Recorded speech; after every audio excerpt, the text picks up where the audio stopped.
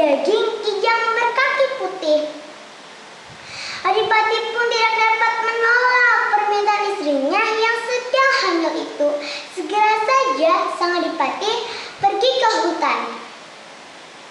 Dia menaiki kuda yang bernama Dawu Puyung. Telah lama dicari, daging kijang berkaki putih pun tak juga ditemui.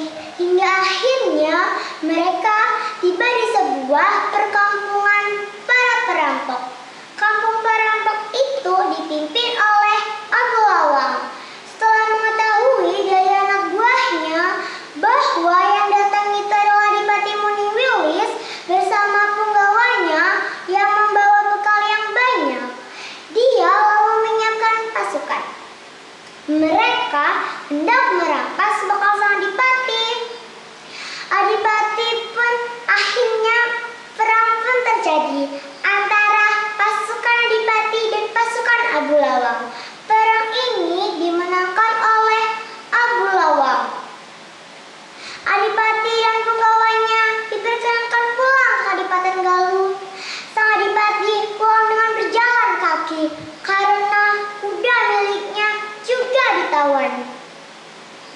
Abu Lawang sangat bahagia karena mendapatkan harta rampasan yang sangat berlimpah.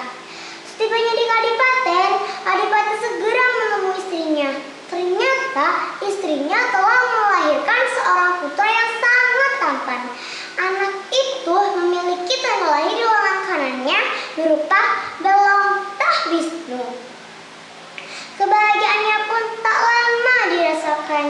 Tiba-tiba Abu Lawang dan pasukannya datang untuk merampas seluruh harta kerajaan.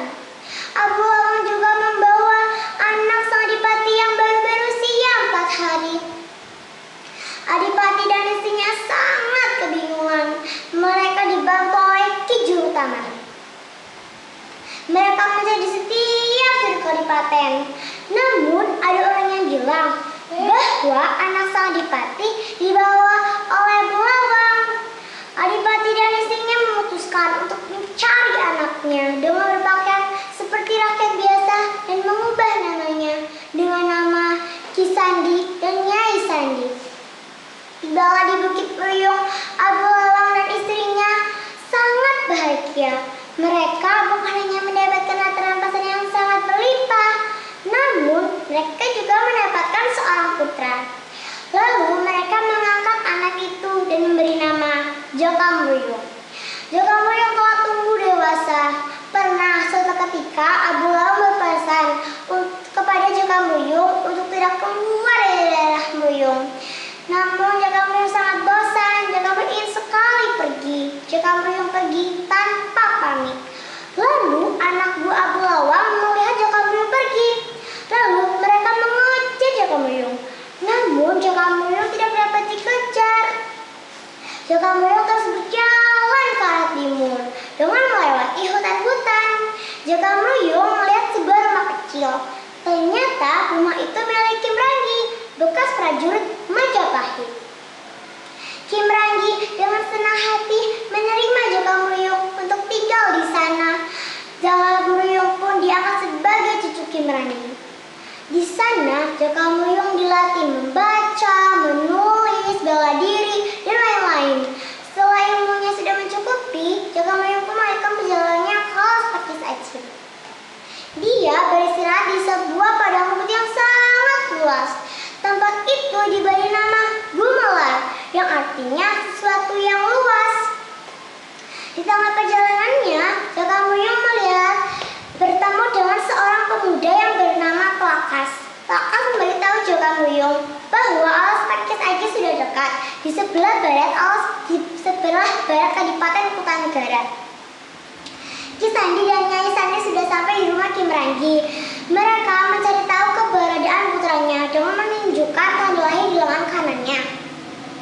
Kim Ranggi pun memberitahu bahwa Jakamuyung sedang melanjutkan perjalanannya ke alas Pakis Aceh. Ki Sandi dan Nyai Sandi pun berpamitan dengan Kim Ranggi untuk menyusul putranya. Lalu mereka beristirahat di tepi sungai yang airnya bening dan gemercik-gemercik. Desa itu diberi nama Kracak. Lalu mereka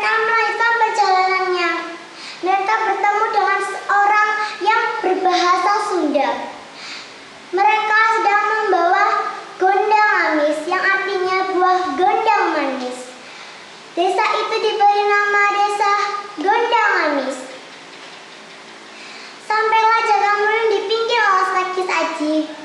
Jagamruyung beristirahat di sebuah tempat yang banyak burung calakannya. Tempat itu diberi nama Pecalakan. Jagamruyung pun masuk ke dalam alas pakis Aji. Jagamruyung menjumpai sebuah kedung yang banyak burung serwitinya. Kedung itu diberi nama Kedung Serwiti. Lalu Jagamruyung segera membabat hutan itu. Jagamruyung melihat beberapa orang yang sedang membuat tambak ikan.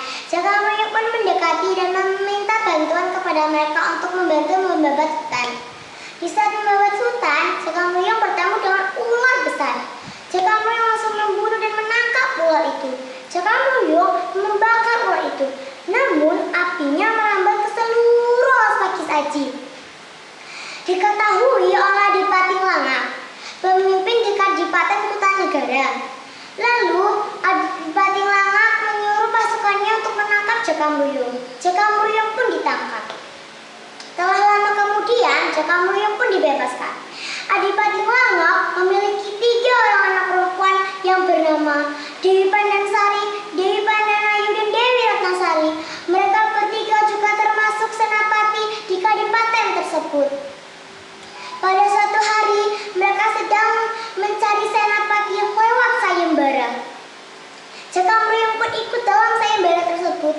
Jagamruyung dapat mengalahkan kesaktian Ki Kentalirang. Jagamruyung pun menjadi senapati di kadipaten tersebut dan dinikahkan dengan Dewi Pandanayu.